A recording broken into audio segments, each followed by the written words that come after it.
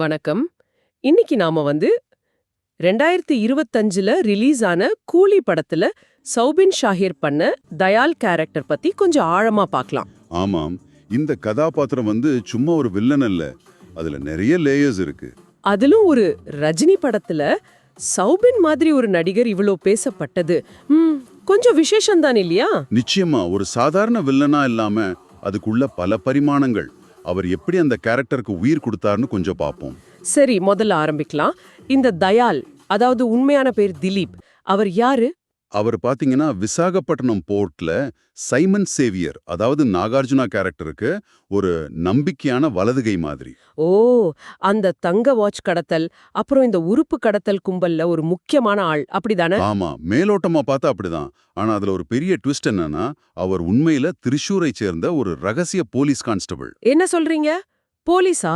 அப்புறம் அதுதான் பேராசை. பணத்தாசையில தன்னோட கடமையை மறந்து குற்ற உலகத்துக்குள்ள போயிடுறாரு. அப்போ இந்த ரெட்டை வாழ்க்கை அது கதைக்கு பெரிய திருப்பமா இருக்குமே. ஆமா, இது வெறும் வில்லத்தனம் மட்டும் இல்ல, ஒரு போலீஸ்காரோட வீழ்ச்சி. சட்டத்தை காப்பாத்த வேண்டியவரே இப்படி மாறுறது கேரக்டருக்கு ஒரு ஆழத்தை கொடுக்குது. மத்த கேரக்டர்ஸ் கூட அவரோட உறவு எப்படி? குறிப்பா தேவா, நம்ம ரஜினி சார் கேரக்டர் கூட. சைமன் கூட விசுவாசம் மாதிரி காட்டிக்கிட்டாலும் உள்ளுக்குள்ள வஞ்சகம். எப்ப வேணா காலை வாரி விடுவாரு. சரி. ஆனா தேவா கூட இருக்கிற அந்த மோதல் தான் படத்தோட மையப்புள்ளி.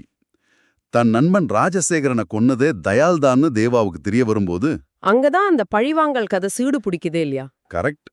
தயாளோட துரோகம் தான் அதுக்கு காரணம். அப்புறம் கல்யாணி கேரக்டர் ரச்சிதாராம் பண்ணிருப்பாங்க. அவங்களும் தயாளோட ரகசிய பார்ட்னர், காதலி. அவங்களும் போலீஸா? ஆமா, அவங்களும் கடமையை விட்டு பணத்துக்காக பாதை மாறினவங்க. தயாளோட குற்றங்கள்ல அவங்களுக்கும் பங்கு இருக்கு. சௌபினோட நடிப்பை பத்தி பேசும்போது உங்களுக்கு ரொம்ப பிடிச்ச காட்சிகள் எது? நிறைய சொல்லலாம். அந்த போர்ட்ல எதிரிகளை அவர் டீல் பண்ற சீன் சம மிரட்டலா இருக்கும். ஆமா, அது கொஞ்சம் வயலண்டா கூட இருக்கும். ஆமா. அப்புறம் சைமன் அவரை உயிரோட புதைக்க சொல்ற சீன். ஆனா அவர் தப்பிச்சு நிக்கும்போது அந்த முகத்துல ஒரு குரூரம் தெரியுமே. ஆமா ஆமா. அப்புறம் ராஜசேகர் கொலையில அவரோட பங்கு ரிவீல் ஆகிற காட்சி. கடைசியா தேவாவால உயிரோட புதைக்கப்படுற அந்த கிளைமேக்ஸ். அப்பா, இதெல்லாம் அவரோட ஆக்டிங் ரேஞ்ச காட்டுது. நிச்சயமா. வெறும் டயலாக் இல்லாம அந்த பாடி லாங்குவேஜ், கண்ணிலே பயம், வஞ்சம், விரக்தின்னு எல்லாத்தையும் கொண்டு வந்திருப்பாரு. ஆனா இது எல்லாத்துக்கும் நடுவுல அந்த மோனிகா பாட்டு, அது எப்படி? அதுதான் பெரிய சர்ப்ரைஸ். யாருமே எதிர்பார்க்கல. ஆமா, பூஜா ஹெக்டே கூட சௌபின் டான்ஸ் ஆடுனது.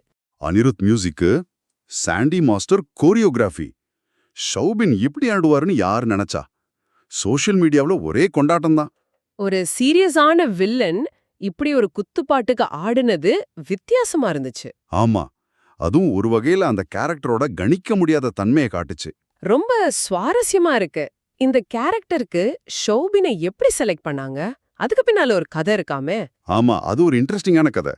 முதல்ல இந்த ரோலுக்கு வேற ஒரு ஆக்டரை தான் லோகேஷ் யோசிச்சிருக்காரு. ஓ, அப்படியா? யாருன்னு தெரியுமா? அது சரியா தெரியல. ஆனா அவர் பண்ணல. அப்புறம் ஃபஹத் ஃபாசில் ட்ரை பண்ணிருக்காங்க. அவரோட கால்ஷீட் கிடைக்கல. அப்புறம் தான் ஷோபின் உள்ள வராரு.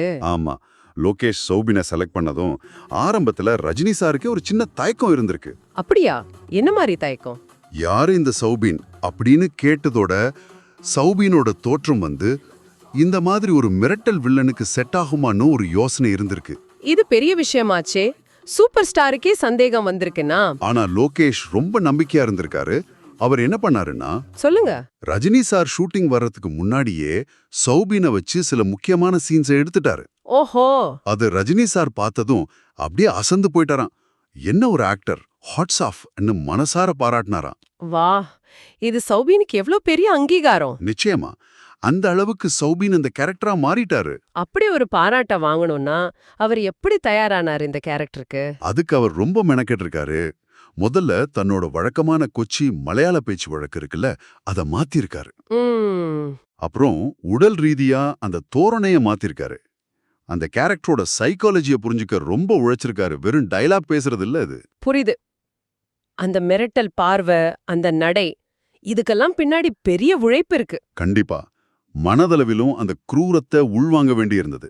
படம் ரிலீஸ் ஆன பின்னாடி விமர்சகர்கள், ரசிகர்கள் எப்படி எடுத்துக்கிட்டாங்க? விமர்சகர்கள் கிட்ட பயங்கர பாசிட்டிவ் ரெஸ்பான்ஸ். நிறைய பேர் ஷோவை திருடிட்டாரு சௌபின் அப்படிங்கிற மாதிரி எழுதுனாங்க. ஓ, அப்போ ஹீரோவுக்கு இணையா பேசப்பட்டிருக்காரு. ஆமா, வழக்கமான ஒரு டெம்ப்ளேட் வில்லன் இல்லாம கேரக்டருக்கு நல்ல ஆழம் கொடுத்திருக்காருன்னு எல்லாரும் பாராட்டினாங்க. இது சௌபினோட கரியர்ல ஒரு முக்கியமான படமா அமைஞ்சிருச்சு. இதுக்கப்புறம் அவருக்கு நிறைய வாய்ப்புகள் வந்திருக்கும்னு நினைக்கிறேன். நிச்சயமா பல மொழிகள்ல இருந்து வாய்ப்புகள் வர ஆரம்பிச்சிருக்குன்னு சொல்றாங்க. இது அவருக்கு ஒரு பெரிய திருப்புமுனை. ஆஹா, மொத்தத்துல பாக்கும்போது கூலி படத்துல தயாங்கிறது வெறும் ஒரு வில்லன் கேரக்டர் இல்ல. கண்டிப்பா இல்ல. சோபின் ஷாஹீரோட அபாரமான நடிப்பு, அப்புறம் அந்த மோனிகா பாட்டுல காட்டின அந்த சர்ப்ரைஸ் டான்ஸ், சூப்பர் ஸ்டார் ரஜினியோட பாராட்டு, அந்த காஸ்டிங் பின்னணி கதை. ஆமா, இது எல்லாமே சேர்ந்து அந்த கேரக்டரை ரொம்ப ஸ்பெஷலா ஆக்கிடுச்சு. நிச்சயமா. இப்ப நீங்க யோசிக்க வேண்டிய ஒரு விஷயம் இதுதான். ஒரு பெரிய ஸ்டார் படத்துல ஒரு துணை கதாபாத்திரம், அதுவும் ஒரு வில்லன், எப்படி இந்த அளவுக்கு ஒரு பெரிய தாக்கத்தை உண்டாக்க முடியுது? நல்ல கேள்வி. இது கமர்ஷியல் சினிமாவுல கேரக்டர்களை உருவாக்குறதுல, நடிகர்களை தேர்ந்தெடுக்கிறதுல ஏதாச்சும் புதிய போக்க காட்டுதா? இதை நீங்க கொஞ்சம் யோசிச்சு பாருங்க.